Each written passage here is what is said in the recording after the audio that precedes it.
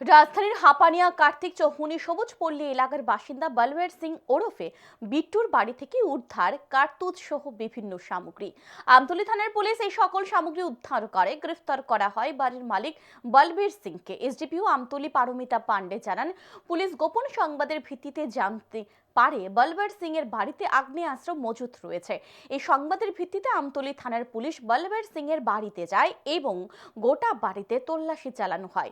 এই তল্লাশি অভিযানে কিছু কার্তুজ সহ বেশ কিছু সরঞ্জাম উদ্ধার হয়। ধারণা করা হচ্ছে এই সকল সরঞ্জাম আগ্নেয়াস্ত্র তৈরির কাজে ব্যবহার করা হয়।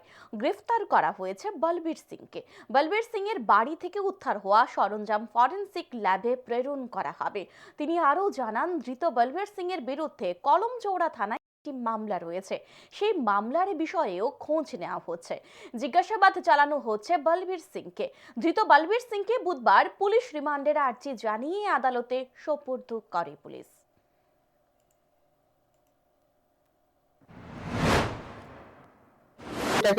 বলবীর সিং এর বাড়িটাকে ভালো করে সার্চ করা হয়। সার্চ করে ওনার বাড়ি থেকে আমরা কিছু 7 কার্ট্রিজ কেস রিকভার করি, কিছু বুলেট জাতীয় আইটেমস রিকভার করি, প্লাস কিছু আরো টুলস আমরা এখান থেকে রিকভার করি, সেগুলিকে দেখে লাগছে যে উনি এগুলি দিয়ে কিছু আর্মস বানাতে পারেন।